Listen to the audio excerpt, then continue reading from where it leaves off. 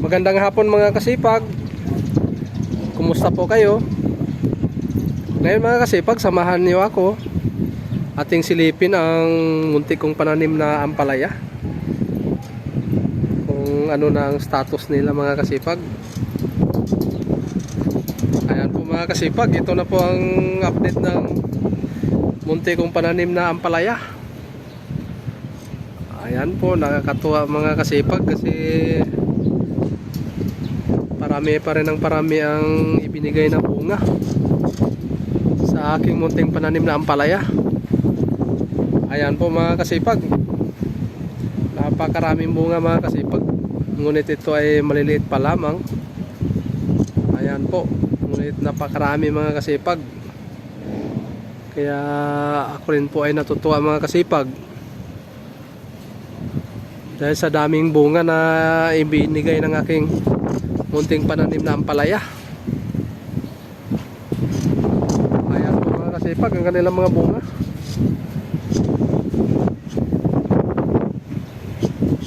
Ayan.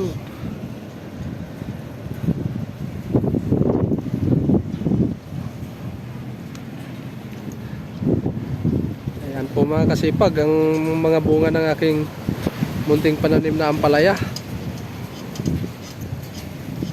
Ayan po, makikita nyo na medyo may kalakasan din ang hangin dito pag bandang hapon mga kasipag.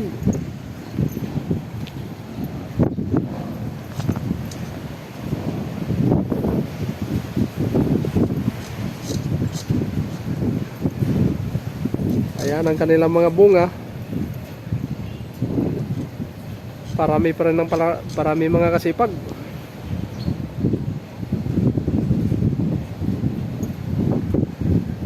Ayan po.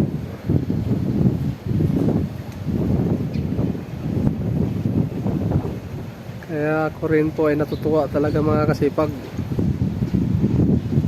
Kasi patuloy pa rin ang pagbibigay ng bunga ang aking munting pananim na ampalaya.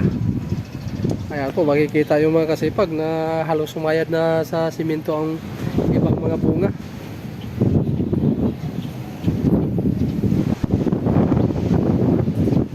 Ayan po ang mga bunga mga kasipag. Medyo marami pa rin mga kasipag. Ayan.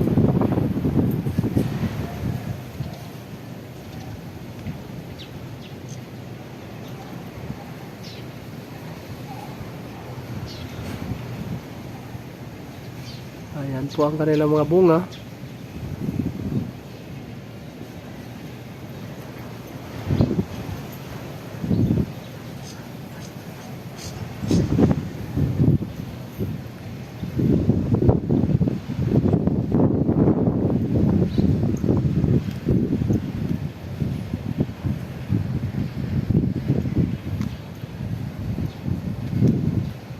Kaya nakakatuwa talaga mga kasipag na napakaraming bunga ang muntik kong pananim na ampalaya. Kahit ito ay napakaliit lamang, kasing laki lamang ng higaan ang aking tinataniman, ngunit nagbibigay pa rin ng maraming bunga. Ayan po. Ayan, may mga for harvest na mga kasipag.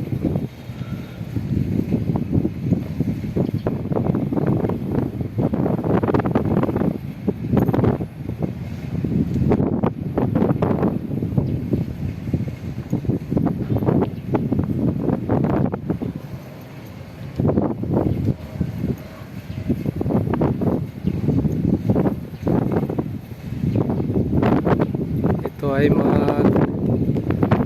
4 na buwan na mga kasipag itong pananim ko na ampalaya.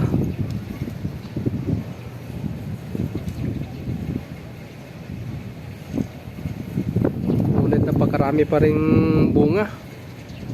Ayan po.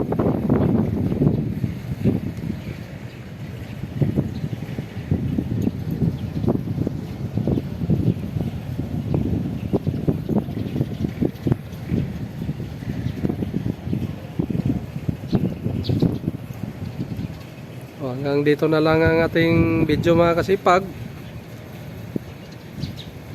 At abangan nyo muli ang mga susunod pa natin mga update.